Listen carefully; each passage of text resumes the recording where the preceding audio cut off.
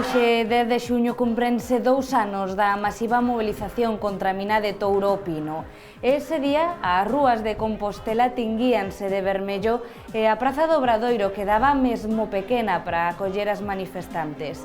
Dende a plataforma, que respiran hoxe un pouco máis tranquilas, lembran que non está todo feito. Quedan aínda moitas ameazas medioambientais activas.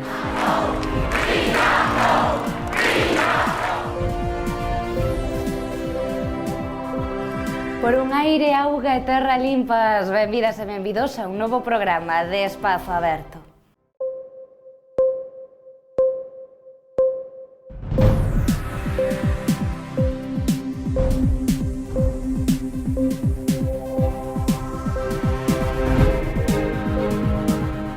E abrimos este espazo aberto coa voz dunha activista feminista e supervivente de violencia machista. Ela é Sara Outeiral e hai apenas uns meses daba a coñecer o seu caso a través do artigo A Forza das Silenciadas.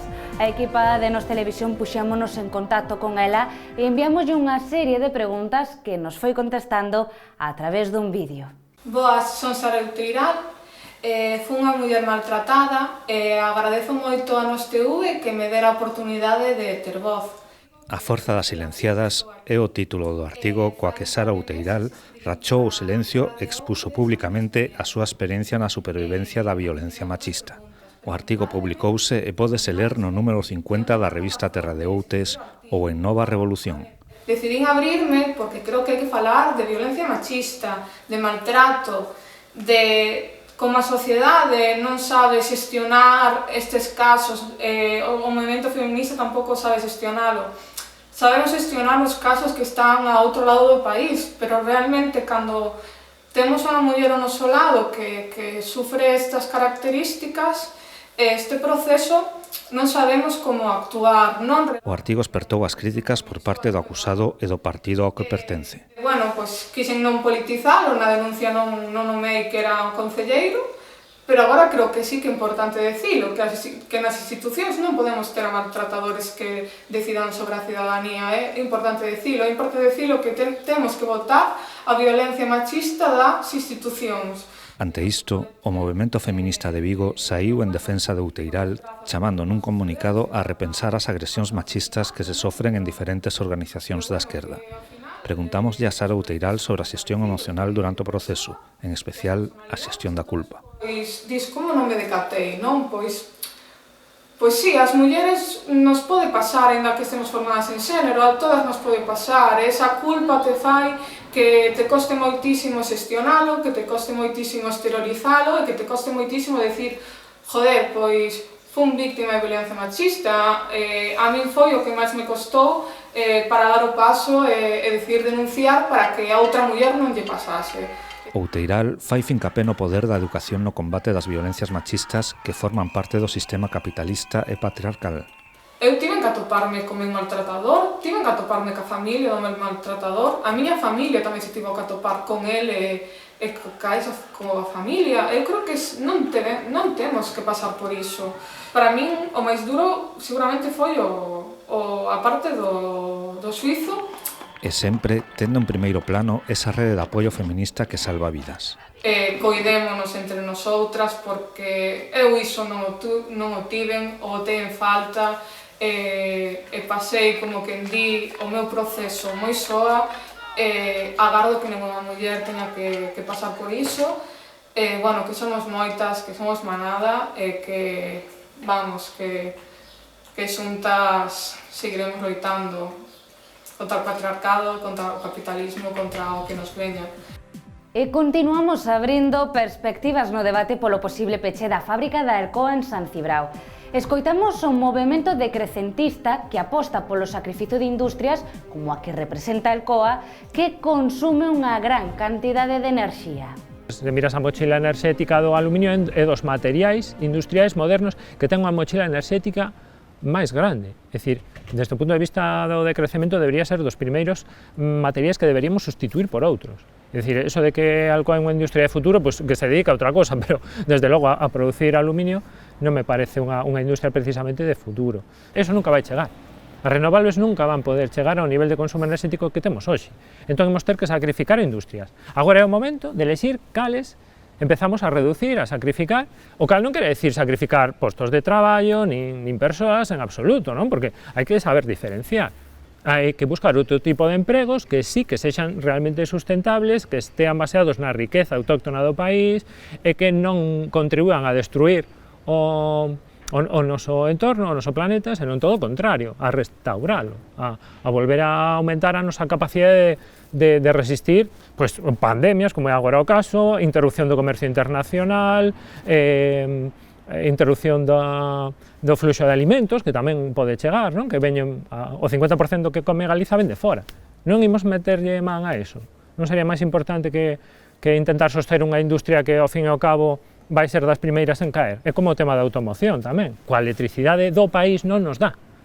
Eso é o que penso que non se está a ter en conta, que estamos collendo un mineral que non temos, queimando outros combustibles fósiles que tampouco temos para crear unha electricidade para fornecer de aluminio a boa parte do que non é o país. É dicir, porque canto aluminio necesita Galicia?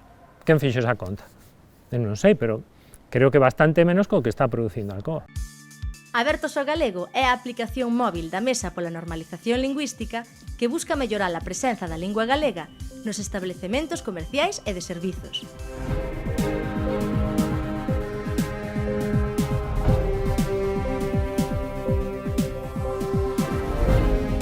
E falamos agora de sanidade. A Asociación Galega para a Defensa da Sanidade Pública pide o cese de Eloíña Núñez, a xerenta da área hospitalaria de Santiago. Nunha entrevista, a xerenta da área hospitalaria de Santiago vinculou a alta incidencia do coronavirus no persoal sanitario cos descansos na sala do café. A Asociación Galega para a Defensa da Sanidade Pública bótalle en cara unha nota interna que asina a propia Eloína Núñez na que recomenda non usar máscaras nos corredoiros do hospital. E continuamos no eido sanitario para abordar o caso de Braulio Amaro, que ven de denunciar públicamente a demora no seu tratamento de cancro no Sergas. O profesor e activista social denuncia as políticas de recorte en sanidade realizadas polo Partido Popular. Así o conta nunha entrevista realizada polas compañeiras de Galiza Contrainfo. A minha situación son un enfermo de cancro de próstata e levo tempo loitando con o sistema. Eu non loito contra o meu cancro, eso que sería habitualmente, loito contra o sistema porque o sistema, verdad, que vai facendo que a miña propia curación sexa moi difícil. É dicir, a falta de medios, e as listas de esperas interminables.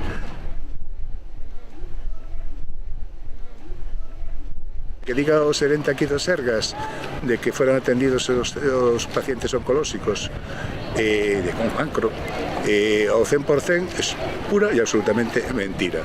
Eu levo desde que fui diagnosticado na enfermedade pelexándome con o sistema na medida en que, primeiro, desgraciándose de probas, as probas vanse demorando, reclamando. Prácticamente 8 meses, donde o único tratamento que teño é un tratamento paliativo. E conflito no transporte público, o Concello de Ames denuncia que as actuais liñas son insuficientes para a veciñanza. Localidades como Bertamiráns ou Milladoiro están acostumadas a contar cun autobús que as conecte con Compostela cada 15 minutos, pero coa pandemia elimináronse varias liñas e pasaron a ter un autobús cada hora. Peor aínda é a situación para as veciñas de núcleos como Biduído ou Framil, que viron reducidos uns horarios xa de por sí escasos. Dende onte, as liñas ampliáronse, un aumento que para o Concello de Ames é insuficiente. Pídenlle a Consellería de Infraestructuras e Mobilidade que solucione estas deficiencias no transporte público metropolitano. E de seguido poderedes ver aquí no 119DR a entrevista que a equipa de Calandraca TV lle realizou o ilustrador, escultor e deseñador suizo Mark Taeger.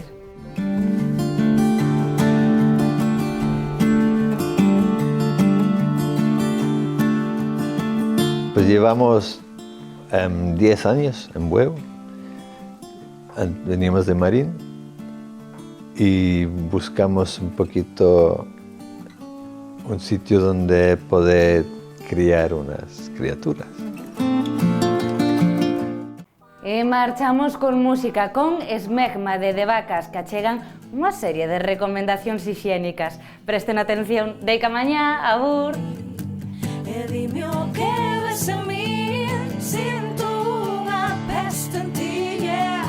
Giorgio Armani non tapo puri na pesta, cando baixa lo pantalón, cando baixa lo calzón, non che dixeron como facer, retrae o prepucio, límpate ben, botalle xel, botalle pH neutro, para non irritar a pel, ten un aspecto moi feo, recórdame a bechamel, fala co teu farmacéutico, para non irritar a pel, cando sinto o teu cheiro, non como queixo nun mes, requeixo, requeixo,